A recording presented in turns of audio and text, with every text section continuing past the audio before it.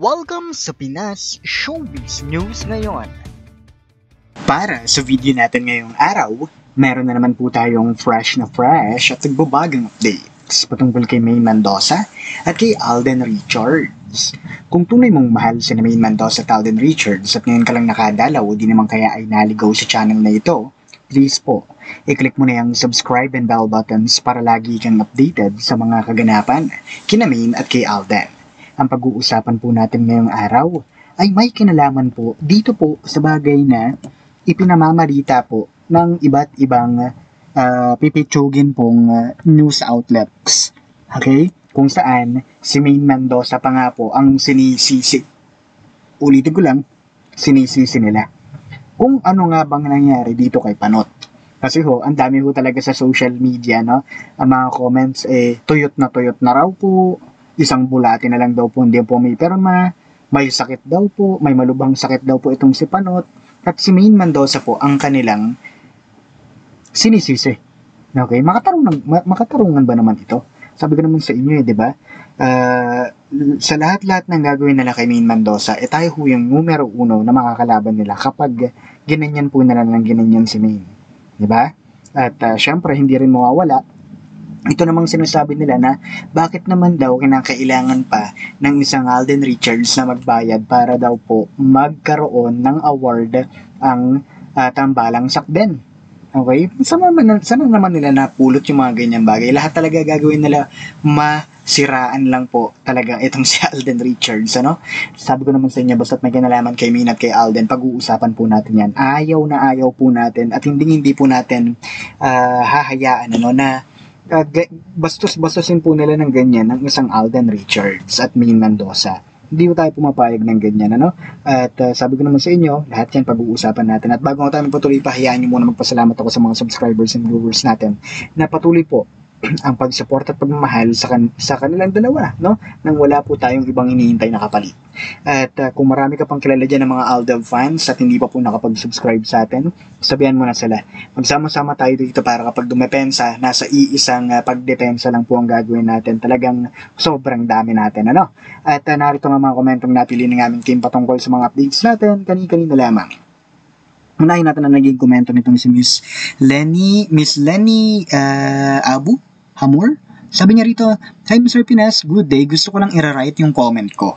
Kasi it was deleted. I don't know why and who did it.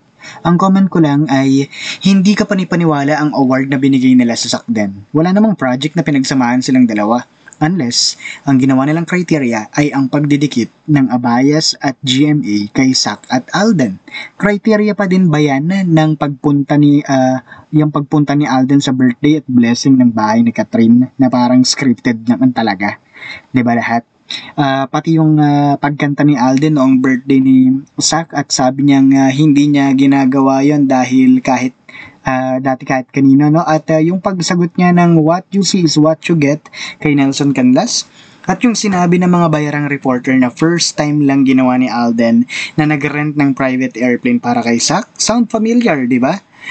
Si Maine ang original ng lahat ng ginagawa niya ngayon. Pati ba pag-i-edit ng mga picture nila ni Maine na pinatungan ng ulo ni Sak ay kasama sa criteria? Nagtatanong lang po ako, Mr. Pinas. Regards sa Lola Granny mo, hope she's doing better. Yes po, she's doing better po. Awa naman po ng nasa taas, ano? At totoo po yun. Kahit hindi po tayo ang dami pong mga tao ang nakapaligid po kay Alden Richards at kay Katrina. Bakit nangyari yung ganong bagay? Diba? Bakit nangyari yung ganong bagay na may award silang ganon, wala naman silang pinagsamahan? Diba? Wala naman silang pinagsamahang proyekto. Yan ho yung palaisipan. Doon pa lang, alam na natin yung kasagutan. Maraming salamat po. At mula naman kay Miss Elena Morao.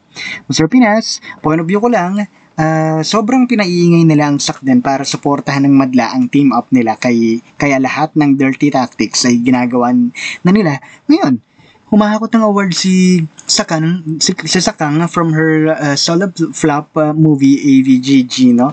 At lahat ng may award, si RJ ay meron din siya. Paano sila magiging outstanding love team? Hindi pa nga showing ang Hello Love again. At ang tagal ng Hello Love Goodbye, kung dun sila nagbase, ito todo na nila ang Sarsuela number 2 para paniwalaan ng madla, no? Nawala ng Aldab at para tuluyang mabuwag ang ADN. Yun ang real intention nila. Na imagine ko na ang posibleng magaganap sa PN ng HLA. Full support ang family ni RJ. Ano? Yung premiere night po yung tinatawag dito ni Miss Allen Amorao. No?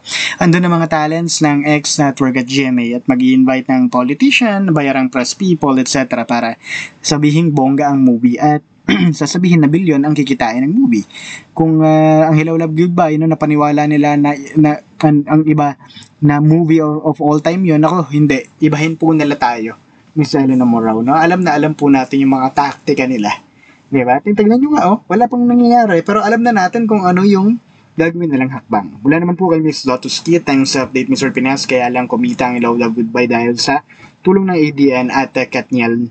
Ngayon, buwag ng Katniel at ang ADN naman hindi na sumusuporta dahil wala nang Daniel si Katrina. No? Nagtataka lang ako dito sa GMA at Star Cinema. Ano ba talaga ang binebenta nila? Ang kagandahan ng pelikula o ang love team ni Alden at Katrina? No, please lang, wag nyong gawing bobo ang moviegoers. Ano, dahil ang moviegoers ang magde-decide kung kikita o magiging flop ang pelikula ninyo. Ang hanap namin si Ethan at Joy, hindi si Alden at si Katrina. No, sana maintindihan ninyo ang sentiment naming moviegoers. Inuulit ko, no, kaming moviegoers ang magde-decide kung kikita o magiging flop ang movie ninyo. Tandaan nyo yan, huwag kayong mayabang. Thanks ulit, Mr. Pinas. God bless. More power to your Lola Granny. Good health po, Lola. Maraming salamat po, makakarating po sa kanya. And I agree with you. No?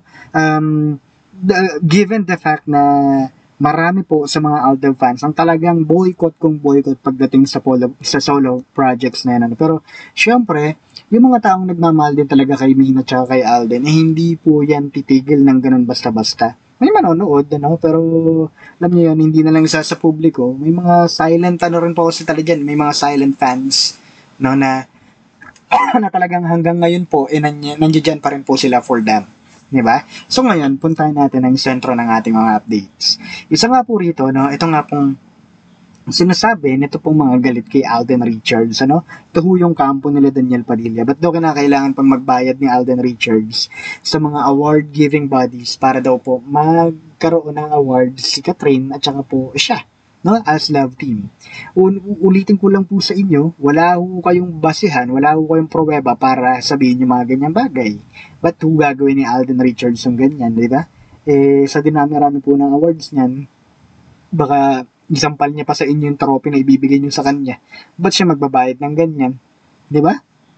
Kaya nga nung makarating po ito kay Alden Richards, hindi niya na lang po pinansin. Kasi wala naman talaga siyang kinalaman dito. Sino ho ang may kinalaman dito? Star Magic. Okay? Ganyan ho. Kung madumi ang GMA, ibahin nyo ang Star Magic, ibahin nyo ang kabilang network, mas madumi ho yan. Okay? Doon nyo makikita yung talagang tunay na motibo nila. At ito nga po yung binalita nila, no? Si Panot daw po ay di hiyang kay Maine Mendoza. Kung babasahin nyo po yung kanilang article, tila baga kinakampihan nila yung mga taong nagsasabi na kasalanan po ng isang Maine Mendoza kung ba't nagkaganito ang physical na itsura ni Panot. Okay? Na pumayat daw po, no? Na lumalim daw po ang mata, tapos ilang bulate na lang daw po ang pipirma, wala na, no? At pumangit daw talaga ang itsura. Yun yung mga common comments nila na doon po sa article na ito. At ang sa akin lang po, hindi ko po masikmura, bakit nyo sinisisi ang isang Maine Mendoza? Diba? Kasi nga, sabi ko nga sa inyo, kung may katotohanan lahat ng sarsuela ninyo, ba't mangyayari yung ganyan kay Panot? Diba? Tapos ngayon, ang ending, sisisihin nyo ang isang Maine Mendoza. Alam nyo ba yung tunay na nangyayari? Diba? Baka kapag kanalaman nyo yung tunay na nangyayari, maintindihan nyo kung ba't ganyan ang itsura ni Panot. Diba? At yung taong sinisisi ninyo na walang kamuwang-muwang, napaka-inosente na isang Maine Mendoza, baka todo-todo kayo mag-sorry kapag nalaman nyo ang katotohanan. Kaya nga, diba, ulitin ko lang po, hindi kasalanan ng isang Maine Mendoza na magmukhang butot balat itong si Panot. Okay? At never ever, wala po kayong karapatan para sisihin ang isang Maine Mendoza sa mga nangyayari sa bagay na yan. Okay?